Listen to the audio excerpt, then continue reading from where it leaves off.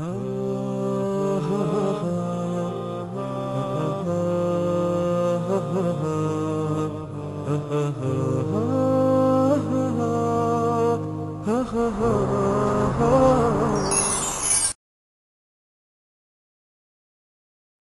عجب. كنت في العمرة من أيام، وبعدين دار الكلام في شأن حرمة مصافحة الرجل للمرأة الأجنبية.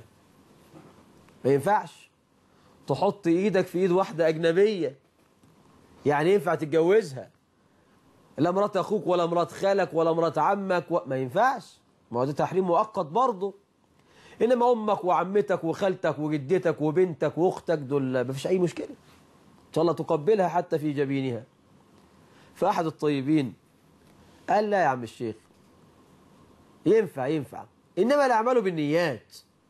يعني الواحد يحط إيده في إيد واحدة، وزيك يا مدام ديدي، وعاملة إيه يا مدام ديدي، وأخبارك إيه، وزيك يا فندم وبتاع، ويفعص في إيديها ويقول لك إنما الأعمال بالنيات.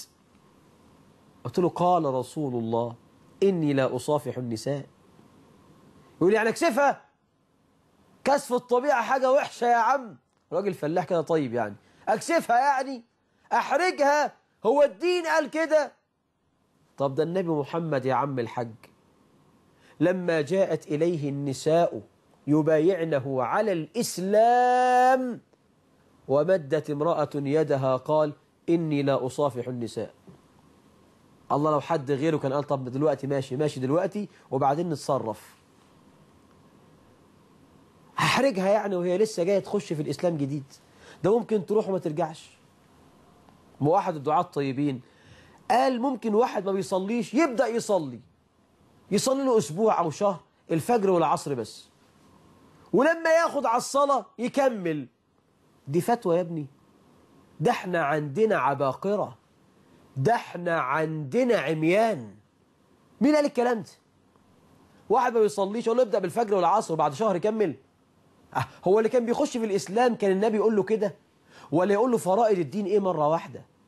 5 صلوات في اليوم والليلة، كذا كذا كذا، أمور عجيبة قوي. لما جعلنا الدين عرضة لأهواء الناس صار العميان يخبطون فيه خبط عشواء، ولا حول ولا قوة إلا بالله. يا أخي النبي قال إني لا أصافح النساء. النبي قال لأن يطعن في رأس أحدكم بمخيط من حديد خير له من أن يمس امرأة لا تحل له، والحديث صحيح. وبعدين أنت بتقول لي إنما الأعمال بالنيات. هو أنت قلبك أبيض من قلب النبي؟ قلبك أطهر من قلب النبي؟ قلبك أتقى من قلب النبي؟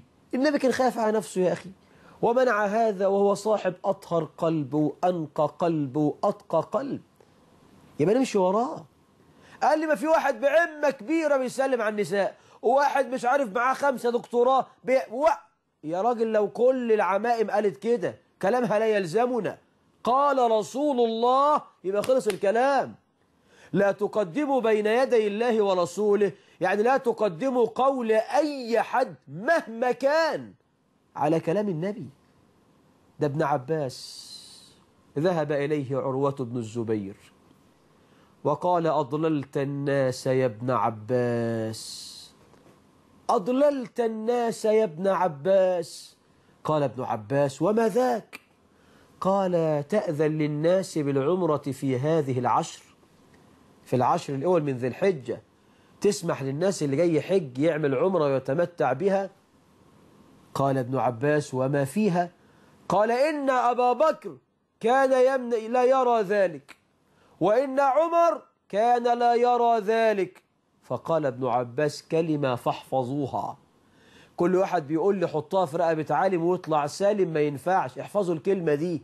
قال ابن عباس توشك أن تسقط عليكم حجارة من السماء أقول قال رسول الله وتقولون أبو بكر وعمر. تخيلوا يا أخوانا لو بقول لك قال رسول الله وجبت لي كلام لأبو بكر الصديق يخالف كلام النبي وحاشاه أن يفعل، فلا عبرة ولا قيمة لكلام أبي بكر. يا أيها الذين آمنوا لا تقدموا بين يدي الله ورسوله، لا تقدموا قول أحد على قول الله عز وجل، لا تقدموا قول أحد على قول رسول الله صلى الله عليه وسلم، لا يخطو أحد منكم خطوة حتى يسأل ما حكم الدين في هذه الخطوة التي أخطوها. احنا قلنا مصافحة المرأة الأجنبية شرعا حرام، مصافحة المرأة الأجنبية شرعا حرام. وبعض إخواننا في الريف يعني مش الأمر لا يصل للمصافحة، والله أحيانا قبل تلاقي الراجل مثلا جاي من الحج، راجل من الريف، من المنوفية، من الشرقية، من اسكي، من أي حتة من الريف، وكلنا فلاحين يعني. فيجي في المطار بقى تلاقي بقى مثلا مرات أخوه أهلا ويسلم، عمته بنت عمته أهلا، وبالأحضان بنت خالته أهلا، يقول لك متربين سوا، يا قد أختي يا ولا. ما ينفعش الكلام ده يا بركة يا عم الحاج، الكلام ده حرام شرعا، ما ينفعش. أكسفها، أزعلها أو تغضب ربنا. شوف بقى غضب مين اللي يوديك في 60، وغضب مين اللي ما يضركش. ولا يا حاجة أنت أختي وحبيبتي بلاش حبيبتي، أنت أختي ومتربين سوا وفي عينيا، بس النبي محمد قال ما ينفعش الكلام ده. احنا عايزين نطلع من الدنيا على خير.